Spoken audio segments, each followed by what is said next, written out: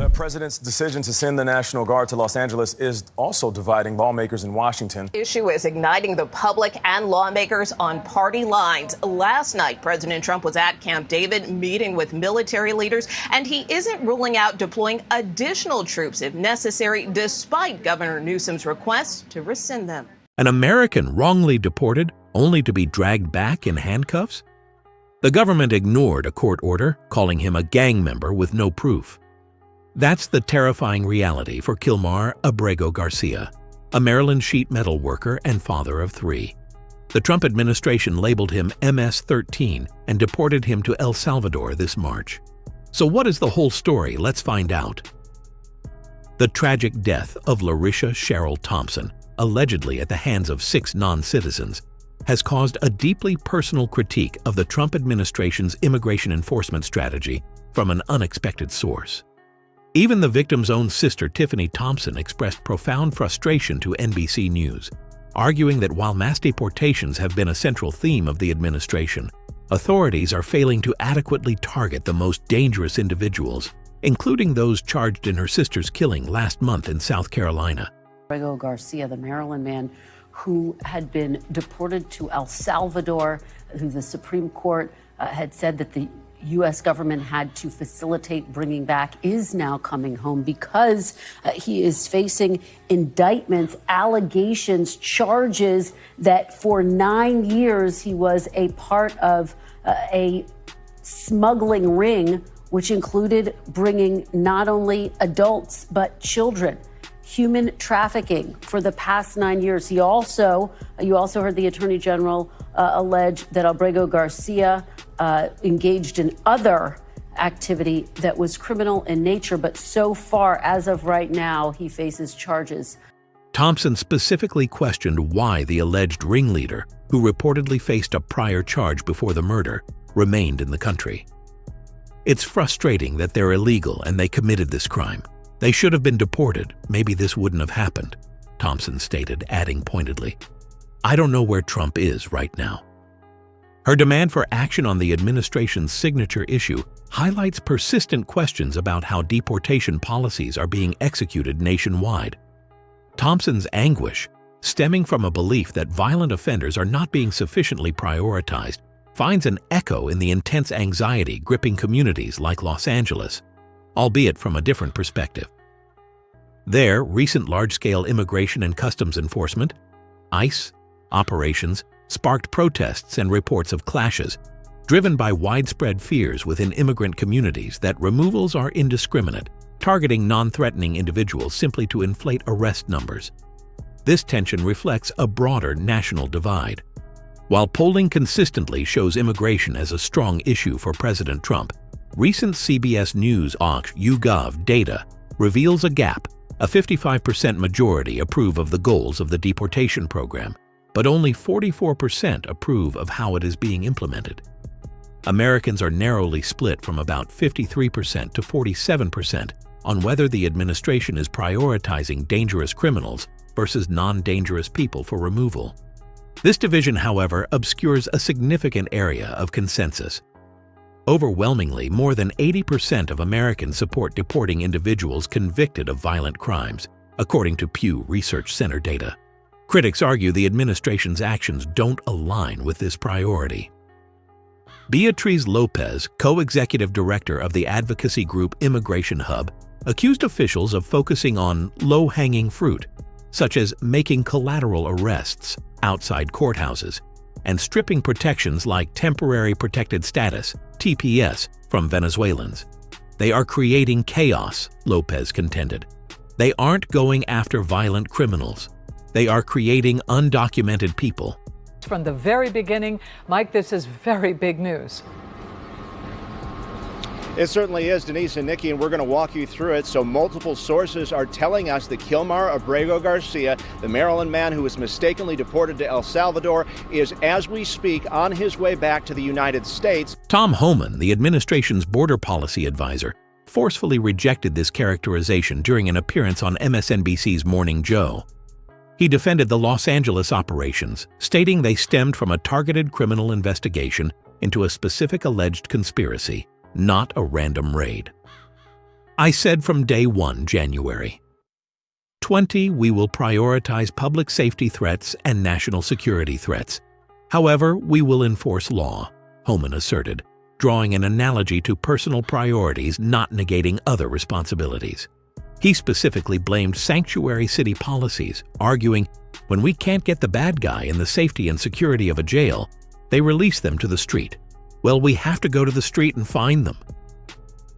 Amidst these competing narratives and deeply felt personal tragedies, research provides context on crime and immigration. Studies, including analysis by groups like the Migration Policy Institute, consistently show that violent crimes committed by immigrants occur at rates comparable to or lower than the general population. He was initially denied, then he met with him. He has faced an uphill battle as he's tried to get justice in this case. But again, Abrego Garcia, we hear, is coming back to return Abrego Garcia to the United States. Our government presented El Salvador with an arrest warrant, and they agreed to return him to our country. We're grateful to President Bukele for agreeing to return him to our country to face these very serious charges. Looking at numbers and statistically speaking, it's not as though a higher presence of immigrants creates a higher presence of crime, explained Colleen Putzel-Kavanaugh, an associate policy analyst at MPI, noting this finding is well supported by research. Yet the administration's frequent portrayal of arrestees as rapists and killers contrasts sharply with other high-profile cases cited by advocates: critically ill children ordered to leave, university students facing removal, and widespread concerns about due process violations. The implementation of the Trump administration's intensified deportation efforts is generating complex reactions, including criticism from unexpected quarters and renewed political debate over enforcement priorities. This complexity is illustrated by the experience of an Argentinian couple in North Carolina who identified as Trump supporters but now express resentment. They were shocked when their 31-year-old son, a legal permanent resident, the green card holder who has lived in the U.S. since early childhood, was taken into custody by immigration authorities in Georgia. Speaking to the Atlanta Journal-Constitution, the mother, Deborah Ray, voiced a sense of betrayal, stating, "He didn't say he was going to do this, that he was going to go after people who have been here for a long time. He said he was going to go after all the criminals who came illegally. We feel betrayed, tricked." Their situation highlights concerns that enforcement actions are extending beyond the administration's stated focus on recent border crossers and individuals with serious criminal records. Concurrently, incidents involving non-citizens charged with violent crimes continue to draw significant public attention and fuel the administration's narrative. President Trump and his Republican allies consistently point to such cases, including the recent attack in Boulder, Colorado, as evidence that broader and more aggressive deportation measures are necessary to protect public safety. This framing positions the administration's actions as a corrective to policies under President Biden, whom Trump has criticized for creating an open border disaster. Authorities have announced a significant escalation in deportation operations, recently celebrating a single day of arrests described as record-breaking.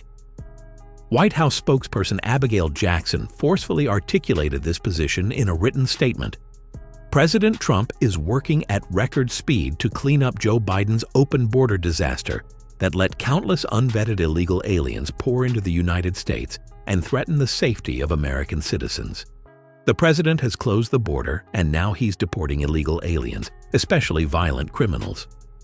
The recent attack in Boulder just underscores why the president's work is so important. Jackson further challenged media coverage, adding, "We're grateful the media is now admitting that illegal aliens pose a risk to the safety of the American people and look forward to the stories about why Joe Biden let so many violent criminals into the country in the first place." The severity of this news, the distress of long-term legal residents caught in enforcement actions, and the administration's unwavering focus on removing individuals deemed threats, bolstered by high-profile criminal cases, underscores the deeply contentious and emotionally charged nature of the current immigration enforcement landscape.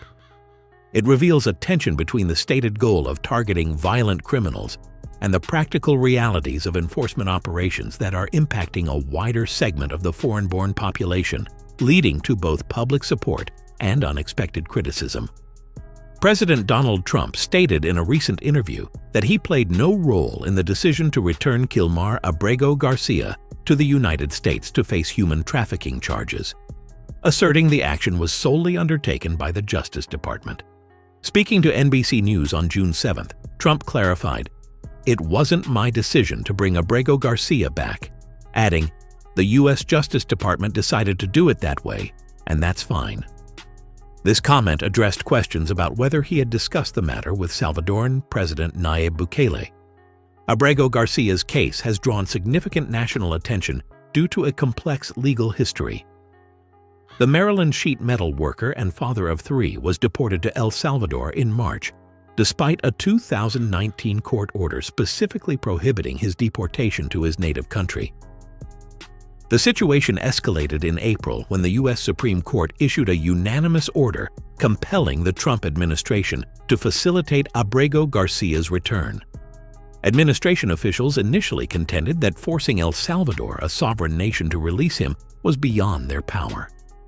Throughout the proceedings, the Trump administration has maintained that Abrego Garcia is affiliated with the MS-13 gang. However, this claim has been challenged. A federal judge previously expressed skepticism regarding the strength of the government's evidence supporting this allegation. Abrego Garcia himself has consistently denied any gang membership. Now back on American soil following the Supreme Court's intervention, Abrego Garcia faces new federal charges. At a June 6th press conference, U.S. Attorney General Pam Bondi accused him of orchestrating a human smuggling operation, allegedly making over 100 trips to transport undocumented immigrants into the country. President Trump, commenting on the new charges, told NBC News he believes it should be a very easy case for federal prosecutors.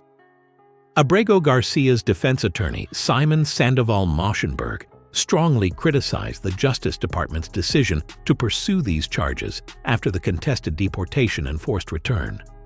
Sandoval-Moschenberg characterized the move as an abuse of power. So as the case continues to highlight tensions between immigration enforcement actions, judicial oversight, and due process rights, how do you feel about this whole situation?